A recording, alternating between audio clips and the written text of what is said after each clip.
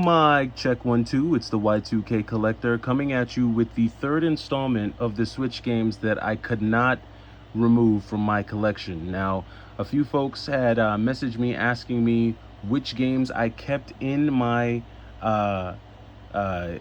Switch collection from when it was over 300 games. I actually sold a bunch of those games, and I only kept a small select few in my collection. And so I'm going to go over the ones that I actually needed to make sure that I kept in the collection. And this is going to be the last run of these games that I go through.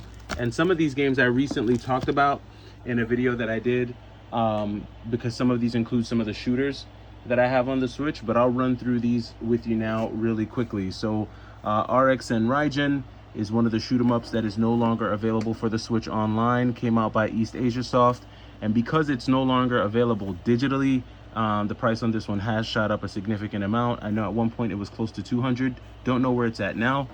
Next up is Gigantic Army, a run and gun shooter that's akin to games like Metal Warriors and Cybernator. Vasara Collection, an awesome 90s shooter made up of a few imported shoot 'em up games that only came out in the arcades, strictly limited. Awesome game. Also have that on the Vita. Razion EX Plus. This is an amazing, colorful, bright side-scrolling shoot 'em up that was originally released on the Neo Geo, ported to the Switch. Freedom Finger, a very comical and funny shoot 'em up where you fly with a spaceship that's the shape of a hand. Next up, Jamestown, one of my favorite shoot 'em ups. Takes up the whole screen. Beautiful, colorful sprites on this one, and you can customize your ship and add and take away different weapons. Attack on Titan 2, very cool 3D kind of hack and slash style game based on a very popular anime series. A cool one there. The Darius Cosmic Collection Arcade. Ape Out. Now, Ape Out did get a mass release, but the Devolver only released a certain amount through Special Reserve Games, and I believe I have one of the 2000. This is the copy 1241 of 2000. So this is the first print. I don't know if it's gonna make a difference in the long run when you start thinking about games like this, but Ape Out was a very popular game about 4 or 5 years ago, and it was very rare. So Ape Out a while back was one of the most expensive games on the Switch, but then it got a mass release and the prices dropped significantly. Minute, a very cool and interesting throwback, like 8-bit style game. It's like an 8-bit style platformer, I believe. I never popped this one open, but this one I wanted to keep just because very hard to find this game and it's expensive online, so I didn't want to have to rebuy this one. Metroid Dread. This is just a really dope game. I've always been a fan of the Metroid series. I've got Metroid on the DS, the 3DS. I have it on all the way down to my Game Boy. So this was a really cool take on Metroid. I was very pleased with this game. Started playing it a bunch, but then just had to stop. The EMI are pretty creepy, though. I'm not gonna lie. The way they hunt you, man, it's pretty creepy. And any movements, any sounds, they come after you. Very, very interesting stuff. But very good game, though. Metroid Dread. Glad to have that one. Super Mario 3D All-Stars. Of course, I've had all of these games on their original platforms. Obviously, Mario 64 on the and Nintendo 64, Sunshine on the GameCube, and Galaxy on the Wii. But this is a great place to get this. They purposely made limited amounts of this game and then kept telling you that they were not gonna stop releasing them. So the price on this eventually shot up. It didn't shoot up right away, but once the print run stopped, then the price on these shot up. So that's why I kept that one. Bloodstained Curse of the Moon. This is one of those top tier 8-bit style platformers a while back. Basically, this is like a reimagining of the Castlevania games. And they're very cool in their own right. This one was pretty expensive for a while, but then this one dropped down as well, I believe. But a cool addition to the Switch collection. Not one that I would want to have to buy again. Guacamelee 1-2 Punch. This is a very interesting, like, cartoon style, like hand-drawn Metroidvania game. And both games kind of play that way. It's like a Metroidvania beat 'em up, Guacamelee and Guacamelee 2. These games were real popular, like on the Switch a while back, and these got like a general release. You could have picked these up in Best Buy, but because you can't pick these up in Best Buy anymore, the price on this has jumped. I know this game was close to like 90 or 100 bucks at one point. Not sure where it's at now. Same thing with this one here, Salt and Sanctuary. This is another like Souls-like Metroidvania style game that follows that kind of it's like, I would say 2D, but it's more of like a hand-drawn 2D style. Really cool game, I like it. Like a Souls-like hack and slash Metroidvania style game, pretty cool. I enjoy that one. This is like a really cool golf RPG game. This is one of those games that you can like chill out, grab a cup of coffee at the end of the day and relax and play if you like golf. I grew up playing games like Cyber Tiger and like Mario Golf. I was a huge fan of both of those games. And I was a caddy. We used to have a golf tournament in New York, in Harrison, New York, called the Buick Classic. And I worked that for a few summers as a caddy, and that was when I really just developed a real like I really enjoyed golf. Even just the golf course, getting up at the crack of dawn, getting out on the golf course, smelling the grass, the cool breeze. There's something about golf that's just really calming, and so I personally like golf, which is why Golf Story is a cool game to me. I remember I downloaded it before I actually got the physical copy and started playing it. But this is a beautiful 2D sprite-based game on the Nintendo Switch. If you're a fan of golf or you like golf games, give this one a try. This is a really cool take on like a golf RPG game. I really like this one. Fury, man, you want to give yourself an adrenaline rush? Buy this game. This is one that I did not want to let go out of my collection. This is an awesome boss rush battle game. It's a mixture of hacking and slashing, sprite based. It's just a combo of a lot of things in one, and I really enjoy this game. This is one that I would definitely check out. Huge fan of this one. Ring Fit Adventure. I lost 20 pounds playing this game, so this is always going to be in my collection just because of the whole activity piece of it and how fun it is with that. So Ring Fit Adventure is an awesome game. If you've never played it, check it out. This is one of 2 games that I used to actually lose weight this year. This and Fist of the North Star, which is probably not going to make it on this list because I think I have it in, I'm actually actively playing it, so I don't have it near me now, but a really cool one. Definitely be on the lookout.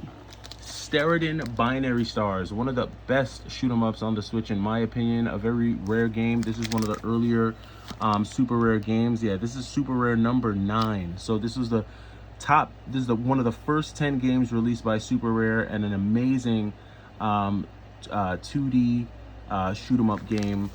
These early Super Rare releases are very expensive and will stay expensive in my opinion throughout the Switch lifecycle and beyond. So I'm a huge fan of that one.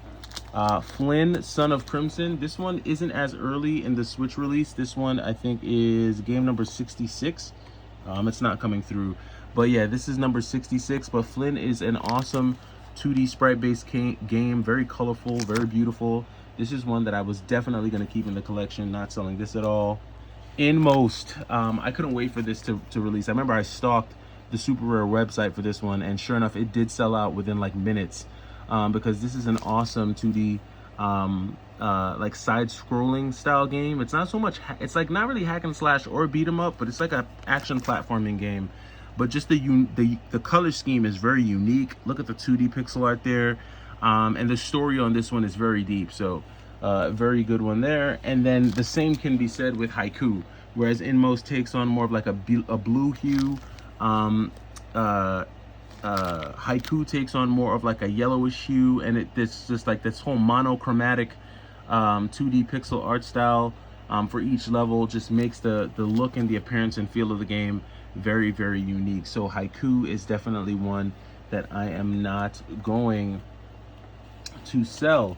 And so that pretty much is the second to last grouping of Switch games that I just was not about to sell out of my collection. All of these games, in my opinion, are top tier for the games that I like to play, and they would just be very difficult for me to try and buy back, and I don't want to have to pay some of the prices that I'm seeing for some of these games. Now, someone asked a question in one of my last videos: what's a console or system of games that I've never sold?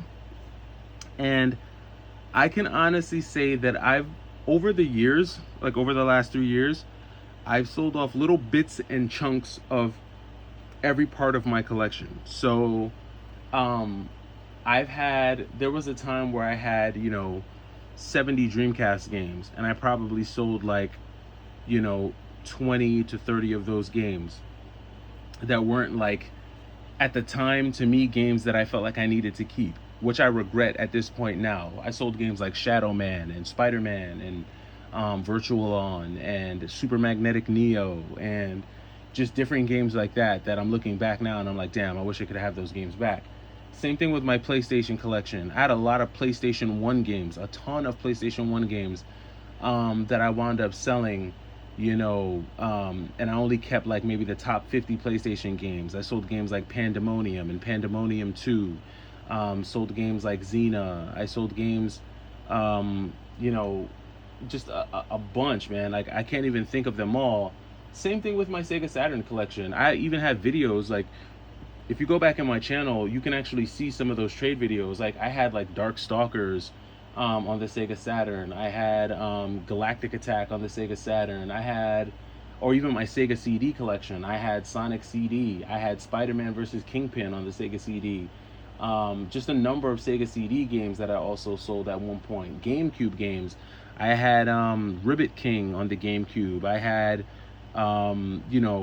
Tasmanian Devil. I had Batman Vengeance. I had, just a lot, and then the same thing with my Game Boy collection, same thing with my Game Boy Advance collection, my PlayStation 2. Don't even get me started on PlayStation 2. There's so many PlayStation 2 games that I'm like really mad that I wound up selling.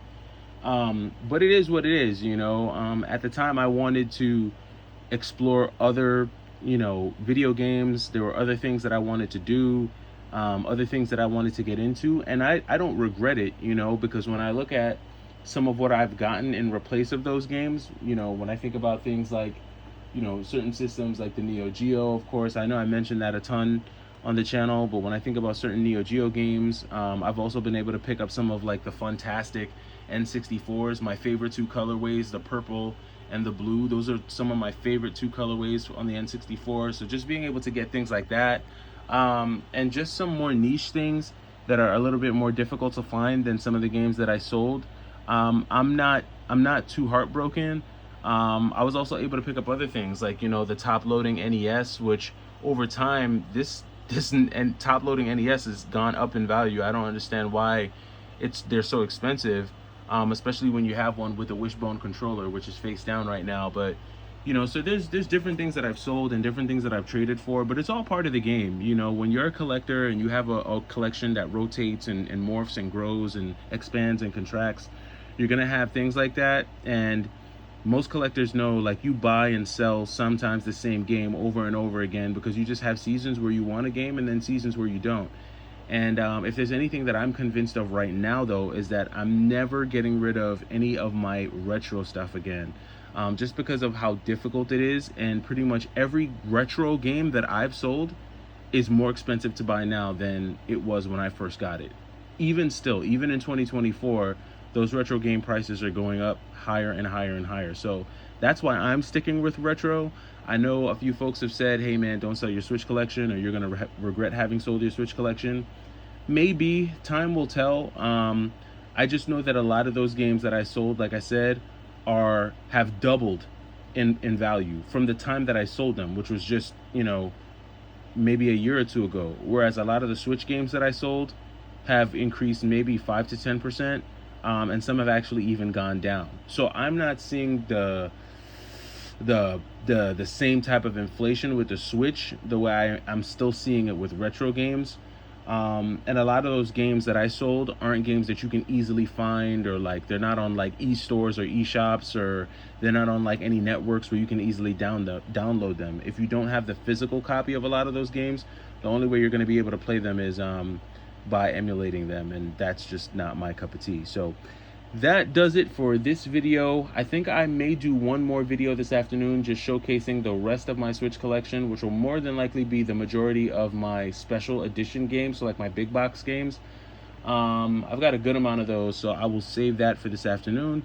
But that does it for now. It's the Y2K Collector. I am grilling. I've got these ribeyes on the grill, smelling so good. Got that chicken on there, that teriyaki and that lemon pepper. It is going down. We've got the corn boiling. We've got the sofrito going. We've got the rice and beans going. We've got the sweet potatoes going. I mean, it's a whole jamboree. Family's getting ready to show up, so It's a blast, and I'm sneaking away to make these videos for you guys. Hopefully you're enjoying these while you're on the grill or relaxing with family. Let me know what your Sunday is jam-packed with, and I'll see you in the next video. It's the Y2K Collector. Take it easy.